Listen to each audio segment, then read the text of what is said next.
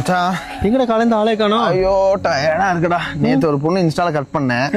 சரி அப்படியே ஜாலியா வெளியே போய் சுத்திட்டு சும்மா சாப்பிட்டு வந்துட்டா. ஒரே ஃபன்னா போச்சு.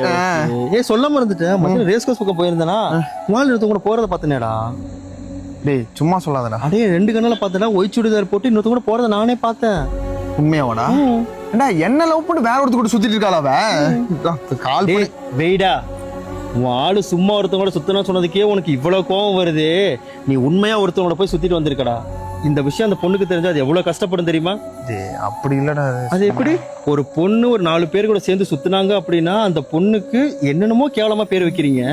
இதுவே நீங்க பசங்க 4 பொண்ணுங்களோட சேர்ந்து சுத்துனீங்கன்னா பிளே பாய் கெத்துன்னு பெருமையா பேசுறீங்க. இதாடா பெருமை?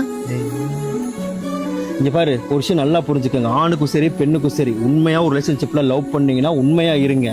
இல்லையா 2 பேரும் பிரேக்கப் பட்டு அவங்க வழியை பாருங்க. இந்த விஷயம் அந்த பொண்ணுக்கு தெரிஞ்சா அது எவ்வளவு கஷ்டப்படும் தெரியுமாடா?